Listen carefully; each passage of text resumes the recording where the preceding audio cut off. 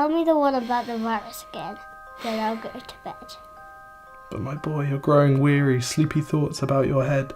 Please, that one's my favourite. I promise just once more. Okay, snuggle down, my boy, though I know you know full well. The story starts before then, in a world I once would dwell. It was a world of waste and wonder, of poverty and plenty, back before we understood why hindsight's 2020. You see, the people came up with companies to trade across all lands, but they swelled and got much bigger than we ever could have planned. We'd always had our wants, but now it got so quick. You could have anything you dreamed of in a day, and with a click. We noticed families had stopped talking. That's not to say they never spoke, but the meaning must have melted, and the work-life balance broke. And the children's eyes grew squarer, and every toddler had a phone. They filtered out the imperfections, but amidst the noise, they felt alone. And every day the skies grew thicker, till you couldn't see the stars. So we flew in planes to find them, while down below, we filled our cars. We'd drive around all day in circles. We'd forgotten how to run. We swapped the grass for tarmac, shrunk the parks till there were none. We filled the sea with plastic, because our waste was never capped, until each day when you went fishing you'd pull them out, already wrapped. And while we drank and smoked and gambled, our leaders taught us why. It's best to not upset the lobbies. More convenient to die. But then in 2020, a new virus came our way. In December 2019, the Chinese authorities notified the world that a virus was spreading through their communities. In the following months, it spread to other countries, with cases doubling within days. This virus is the severe acute respiratory syndrome-related coronavirus 2 that causes the disease called COVID-19 and that everyone simply calls coronavirus. The governments reacted and told us all to hide away. But while we all were hidden, amidst the fear and all the while, the people dusted off their instincts. They remembered how to smile. They started clapping to say thank you and calling up their mums. And while the car keys gathered dust, they would look forward to their runs. And with the skies less full of voyagers, the earth began to breathe, and the beaches bore new wildlife that scuttled off into the seas. Some people started dancing, some were singing, some were baking. We'd grown so used to bad news, but some good news was in the making.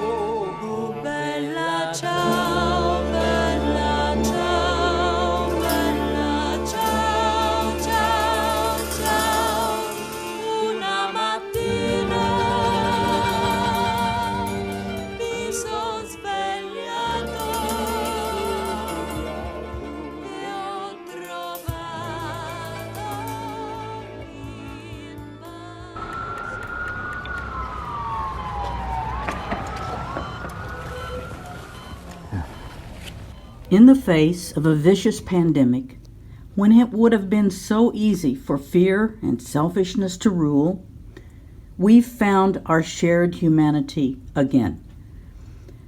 The spirit of compassion, wisdom, and unity that millions of us have felt amidst this horrific crisis is a fragile thing that needs to be defended.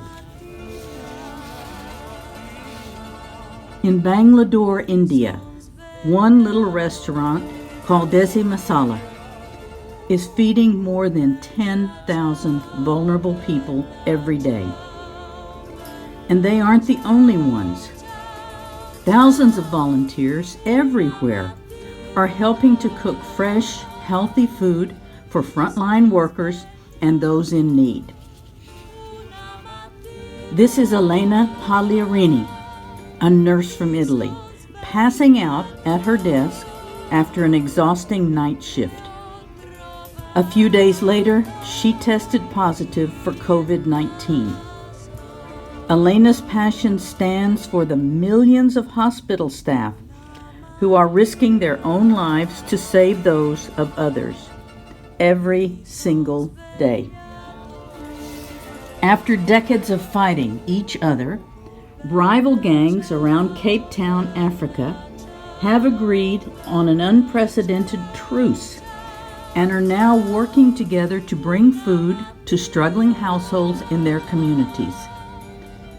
What we're seeing happen here is literally a miracle, said Pastor Andy Steele Smith. When the Messiah of the Nashulai Conservancy in Kenya sent an urgent cry for help after tourism collapsed because of COVID-19, over 100,000 of us answered in a heartbeat with funding for food, health, and sanitation supplies, and to pay rangers to keep protecting the wildlife. Never before, scientists say, have they seen such collaboration across the globe. And Professor Sarah Gilbert is one of the women at the forefront, leading a team of dedicated researchers to find a vaccine against COVID-19. Now, world leaders have pledged over 7 billion euros to help and ensure any vaccine is also distributed in poor countries. At the end of April, more than 200 brave doctors from Cuba got on a plane to South Africa to help fight coronavirus. They're part of a global army of medical professionals that are leaving their families and the safety of their home to help countries in need.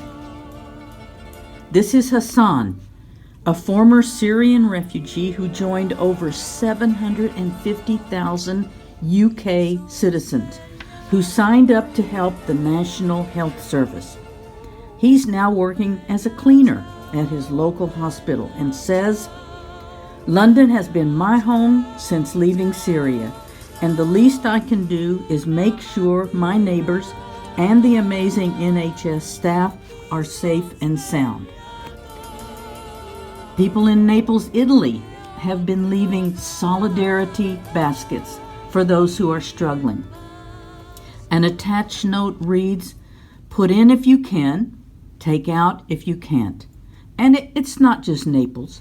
Across the planet, citizens are helping out their neighbors, from buying groceries to cooking meals for those in need. How beautiful is that? Setting an example for countries everywhere, Portugal has given all refugees and migrants with pending applications full citizenship during this crisis, granting them access to free health care, welfare benefits, bank accounts, and rental contracts. This is Captain Tom Moore, a 100-year-old man in Britain who set out to raise some money for the health service by walking back and forth in his garden. His walk captured the hearts of thousands, and he's now raised over £32 million. And for his 100th birthday, people sent him more than 125 birthday cards. And these are just 10 stories. There are thousands more of ordinary people doing wonderful, heartwarming things everywhere. They're a reminder of humanity's inherent goodness and an invitation to reimagine our world and what it means to be human in these unprecedented times.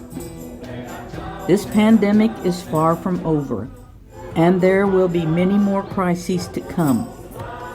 But seeing how we have been able to rise to this one together gives us confidence for what lies ahead.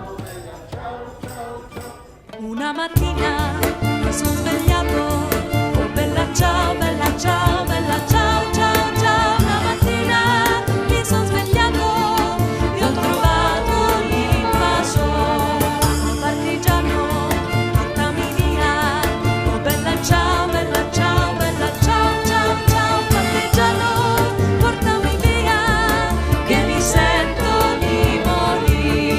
E se io muoio da partigiano, oh bella ciao, bella ciao, bella ciao, ciao, ciao. Se io muoio da partigiano, tu mi devi seppellire.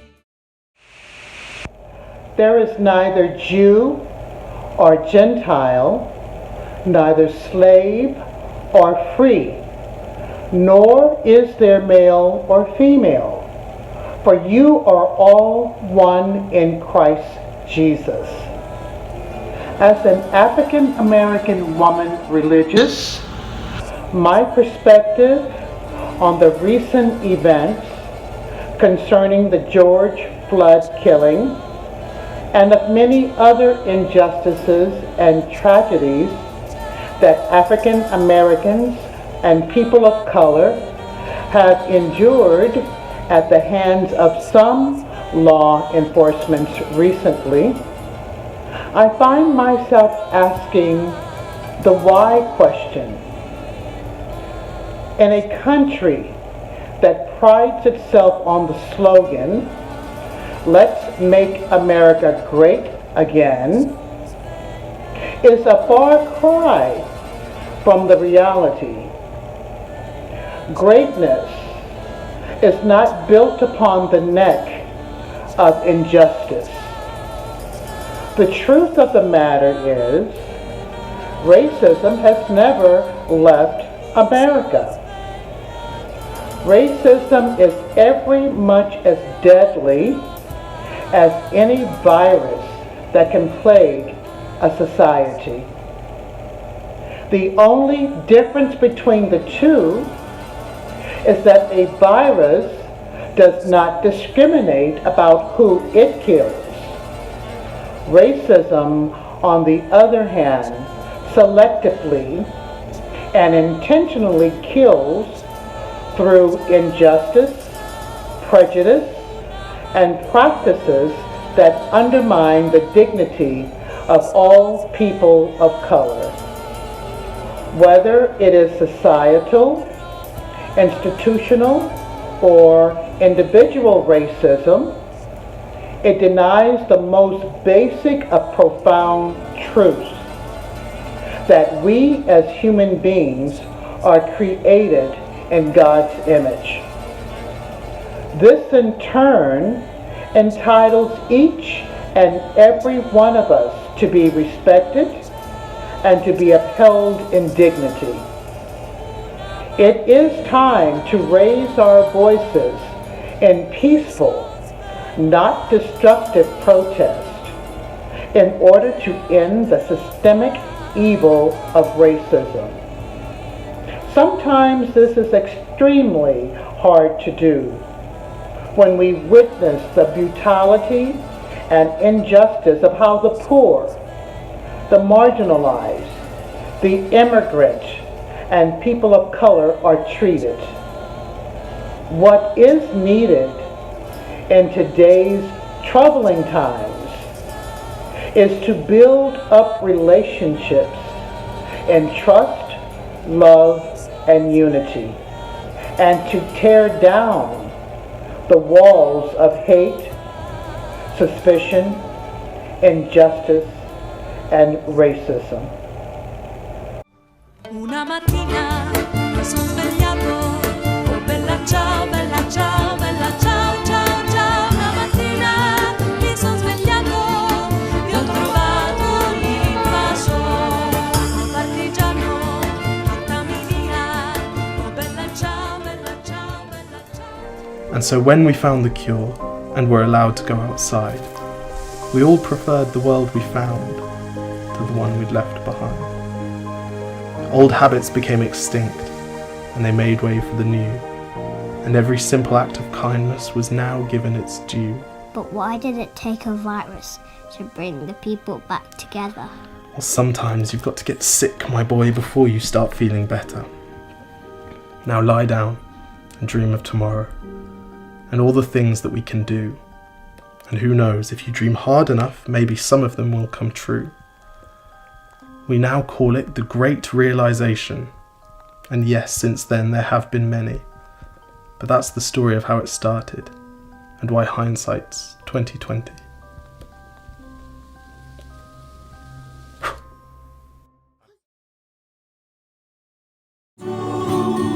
We've seen his face and heard his voice, alive in our hearts. Live in my love with all your heart. As the Father has loved me, so I have loved you.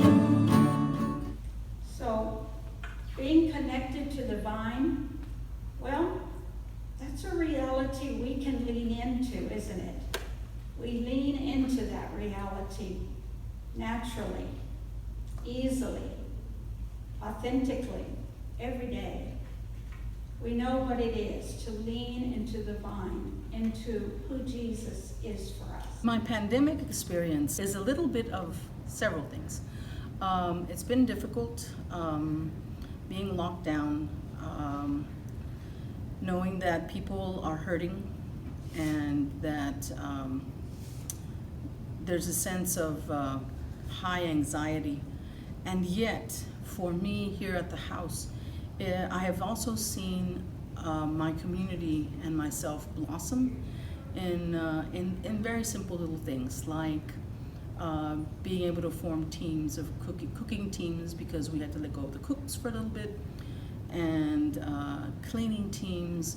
And there's been a real spirit of deep charity, and I thank I thank Sister Ann Bridget, who I think has really cultivated that sense of spirit among us.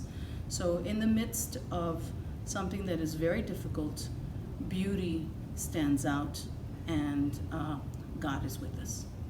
My pandemic experience has been inspiring.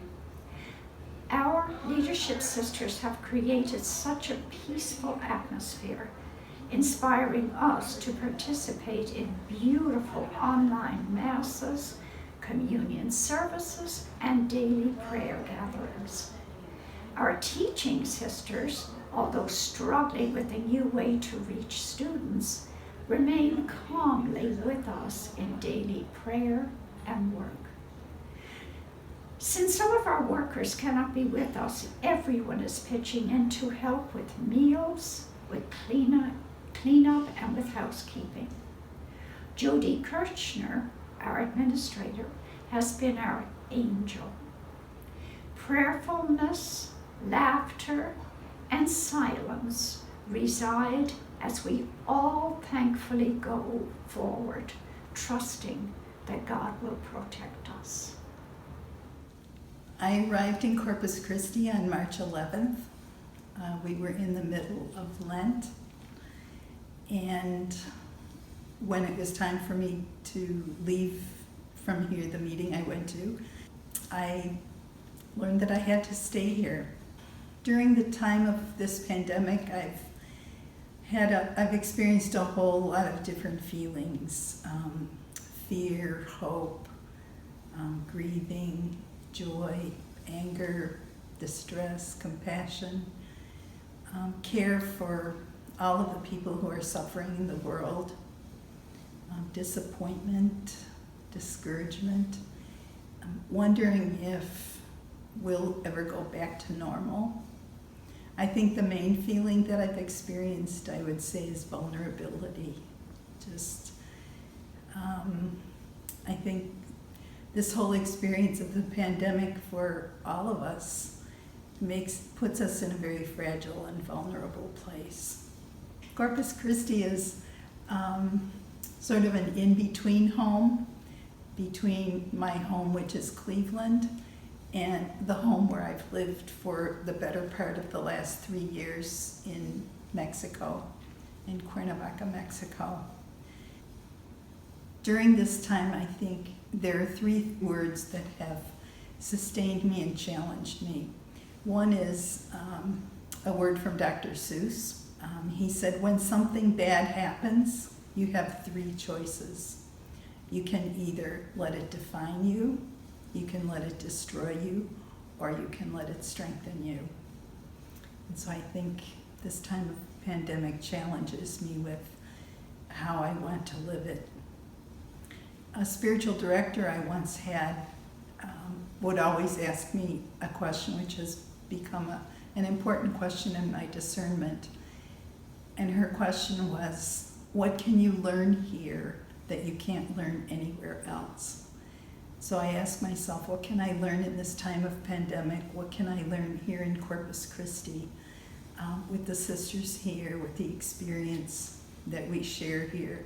What can I learn here that I can't learn anywhere else?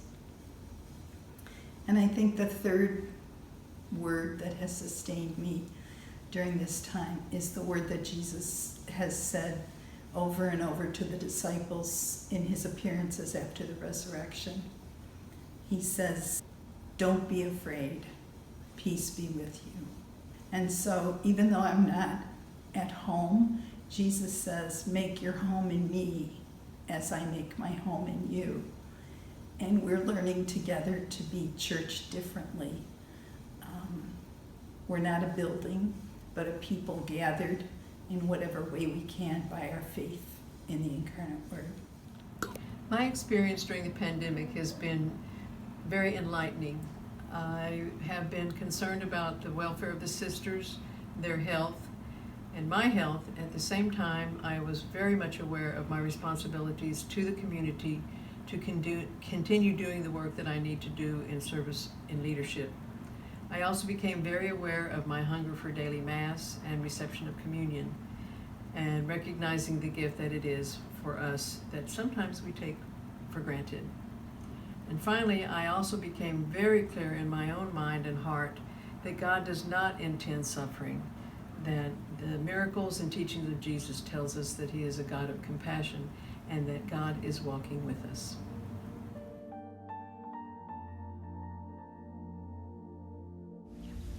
More than letters to learn, or numbers or words, let me give you each something of myself, something that will live beyond your growth and age.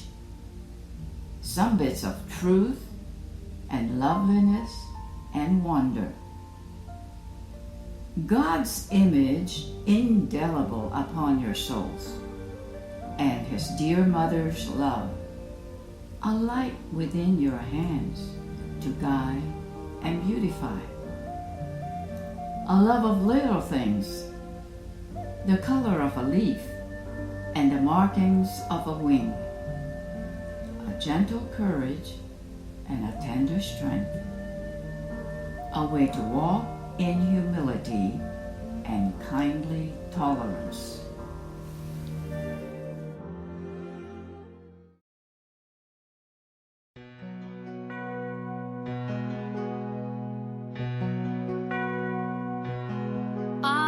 Standing on the shoulders of the ones who came before me, I am stronger for their courage, I am wiser for their words. I am lifted by their longing for a fair and brighter future. I am grateful for their vision, for their toiling on this earth. We are standing on the shoulders of the ones who came before us. They are saints and they are humans. They are angels, they are friends. We can see beyond the struggles and the troubles and the challenge, when we know that by our efforts things will be better in the end.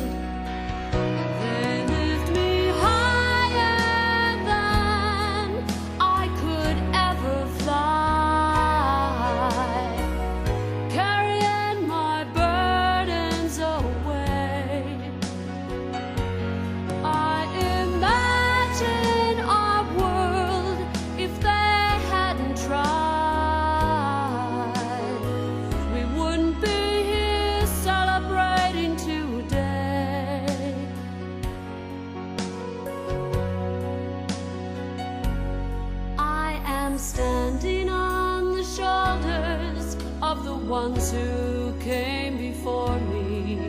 I am honored by their passion for our liberty.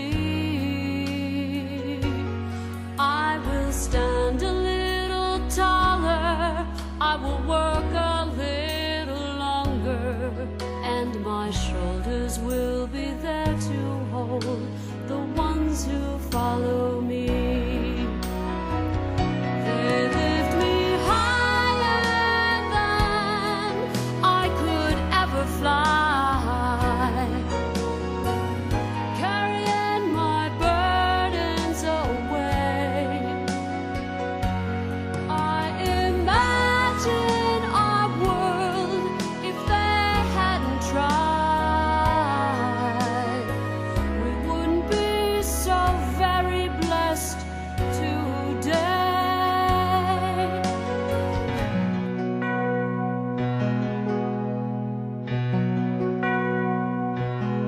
I am standing on the shoulders of the ones who came before me. I am stronger for their courage, I am wiser for their words. I am lifted by their longing for a fair and brighter future. I am grateful for their vision, for their toiling on this earth. We are standing on the shoulders of the ones who came before us. They are saints and they are humans, they are angels, they are friends. We can see beyond the struggles and the troubles and the challenge, when we know that by our efforts things will be better in the end. They lift me higher than I could ever fly, carrying my burdens away. I imagine our world if they hadn't tried,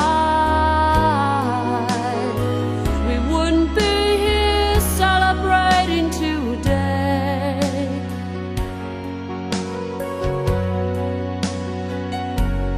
I am standing on the shoulders of the ones who came before me. I am honored by their passion for our liberty. I will stand a little taller, I will work a little longer, and my shoulders will be there to hold the ones who follow me. They lift me higher than I could ever fly, carrying my burdens away. I imagine our world if they hadn't tried, we wouldn't be so very blessed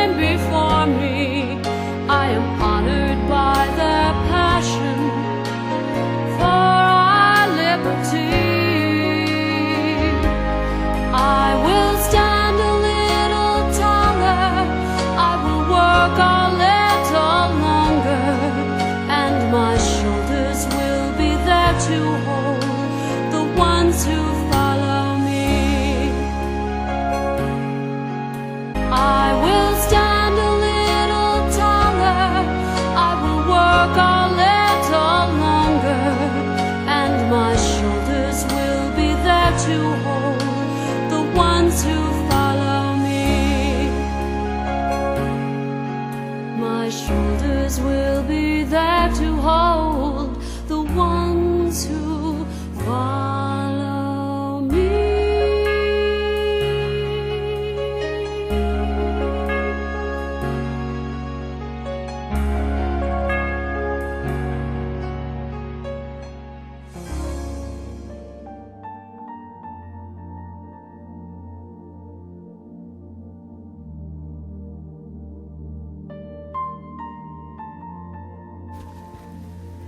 Just beyond yourself. It's where you need to be. Half a step into self-forgetting, and the rest restored by what you'll meet. There is a road always beckoning.